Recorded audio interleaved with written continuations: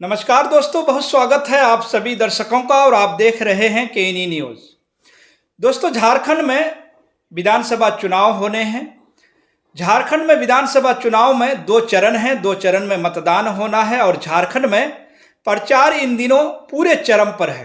पूरे जोर शोरों से प्रचार चल रही है। दोस्तों, हेमंत सोरेन अलग प्रचार कर रहे हैं, कल्पना सोरेन अलग मैदान में उतरी हैं। हेमंत के भाई बसंत सोरेन अलग प्रचार कर रहे हैं। दोस्तों, पार्टी के तमाम नेता जमीन पर उतरकर इस वक्त प्रचार प्रसार कर रहे हैं, लेकिन दोस्तों इस बीच हेमंत सोरेन के इस चुनावी रन में कुछ ऐसा भी देखने को मिल जाता है जो भारतीय जनता पार्टी को बेचैन कर देता है। भारतीय जनता पार्टी की नींदें उड़ा रखी है। अब दोस्तों, हेमंत सोरेन की पार्टी झारखंड मुक्ति मोर्चा की तरफ से दो गाने लच किए गए हैं। एक गाना है कि देखो कौन आया, झारखंड का शेर आया, विरोधियों को ढेर करने आया। उस गाने का कुछ हिस्सा मैं आपको सुनवाऊंगा फिर से। झारखंड का शेर आया और दोस्तों इसके साथ साथ एक और गाना आया, फिर से झारखंड का शेर आया। अब राजनीति में नारे, गाने, पोस्टर, वादे, घोषणाएं, इनकी बड़ा किरदार होता है। एक गाना आया है कि हेमंत दादा को आखिर कौन हराएगा, हेमंत दादा से यहाँ कौन जीतेगा, हेमंत दादा से यहाँ कौन जीतेगा। अब दोस्तों, हेमंत सोरेन जिस तरह सलाखों के पीछे रहे, जिस तरह उन्हें जेल में डाला गया, जिस मामले में उन्हें जेल में डाला गया था उसमें उनको जमानत मिली, वह बाहर आए। दोस्तों, दैनिक भास्कर ने एक ग्राउंड रिपोर्ट की। दोस्तों, उस ग्राउंड रिपोर्ट में दैनिक भास्कर उस जगह पर पहुंचकर वहां की जायजा लिया। जिस जमीन का आरोप लगाकर हेमंत सोरेन को सलाखों के पीछे भेजा गया था, दैनिक भास्कर ने दोस्तों बताया कि वहां पर सिर्फ घास ही घास है और वहां जो स्थानीय लोग हैं, वहां जो रहने वाले वहां के लोग हैं, उनका कहना है दोस्तों कि मुख्यमंत्री यहां कभी नहीं आए। यानी आप समझ सकते हैं कि हेमंत सोरेन को किस तरह साजिश में फंसाया गया था। यही बात वह बार बार कहते हैं। और कल्पना सोरेन क्या कहती हैं? दोस्तों, कल्पना सोरेन कहती हैं कि हेमंत सोरेन जब जेल में थे तभी उन्होंने झारखंड की आधी आबादी के बारे में सोचा था और तब ये योजना आई जिसका नाम मुख्यमंत्री मैया सम्मान योजना है। जैसे ही वो जेल से निकलता है, हमारी आबादी के लिए, हमारी माताओं के लिए, हमारी बहनों के लिए, हमारी बिटिया के लिए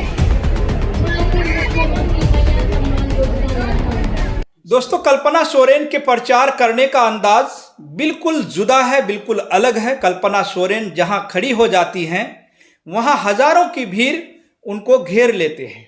कल्पना सोरेन जब बोलती हैं तो लोग उनके नारे के साथ अपना नारा भी मिलाते हैं, हेमंत सोरेन के सुर लगाते हैं। और झारखंड में दिन हो या रात हो, दोपहर हो या शाम हो, हर वक्त कल्पना सोरेन का धुआंधार प्रचार चल रहा है।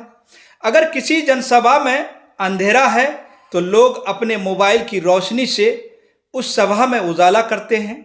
और कल्पना सोरेन किस तरह से अपनी बात रखती हैं वो भी सुन लीजिए।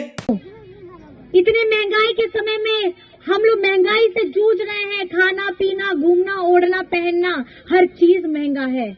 और उसमें अगर बिजली बिल भी आता है, बिजली बिल इतना भारी, कमा तो रहे हैं लेकिन महंगाई इतनी ज्यादा है कि कुछ जेब में बच भी नहीं रहा। लेकिन आपका अपना बेटा ने उसको बिजली बिल को भी माफ किया है। ये बिजली बिल माफ करने का उनका तात्पर्य क्या है? ताकि आपके बोझ में वो अगर कमी कर सके, आपके चेहरों में अगर मुस्कुराहट ला सके, आपके अपने जीवन को अच्छा बेहतर कर सके, यही आशा लेकर के हेमंत सोरेन जी चल। जब दोस्तों जनसभा में कल्पना सोरेन पहुंचती हैं तो इतनी भीड़ होती है, पीछे तक भीड़ खड़ी हो जाती है। ऐसा ही कुछ एक सभा में हुआ तो कल्पना सोरेन दोस्तों 3 कुर्सियों के ऊपर खड़ी हो गई। कुर्सियों पर खड़े होकर कल्पना ने पूरा भाषण दिया और झारखंड के लोगों से ये कहा कि एक बार फिर से आप अपने भाई, अपने दादा हेमंत सोरेन को मौका दीजिए।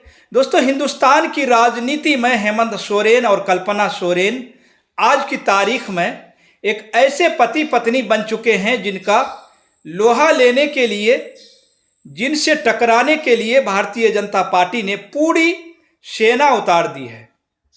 40 स्टार प्रचारकों को झारखंड में उतारा गया है कि आप कल्पना और हेमंत सोरेन का मुकाबला करें। ये मुकाबला बड़ा दिलचस्प है, बड़ा रोचक है, बड़ा इंटरेस्टिंग है।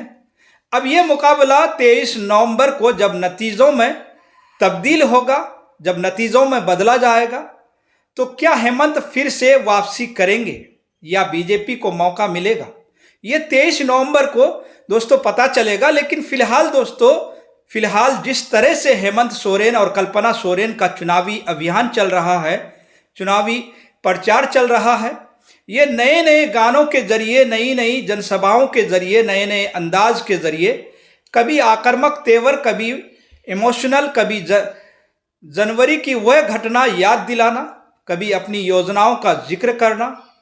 इन पति पत्नी पर पूरे देश की नज़र है, पूरा देश देख रहा है कि किस तरह ये अकेले पूरी गुजरात लॉबी और उनकी टीम का मुकाबला कर रहे हैं। तो फिलहाल दोस्तों झारखंड में क्या कुछ होगा उसके लिए 23 नवंबर का इंतज़ार कीजिए। अब 23 नवंबर का इंतज़ार करना होगा, साफ हो जाएगी तस्वीर कि झारखंड में अगली सरकार किसकी होगी। फिलहाल के लिए दोस्तों इस खबर में इतना ही, इस वीडियो पर इतना ही। दोस्तों इस खबर पर आपकी क्या राय है, आपकी क्या प्रतिक्रियाएं हैं, आपकी जो भी राय हो, आप अपनी राय हमारे कमेंट बॉक्स में दोस्तों ज़रूर लिखिएगा। और दोस्तों जितना हो सके चैनल को ज़्यादा से ज़्यादा शेयर करें, सब्सक्राइब करें। फिलहाल दोस्तों इस खबर में इतना ही, फिर मिलेंगे अगली खबरों के साथ। आप सभी का बहुत बहुत शुक्रिया, धन्यवाद।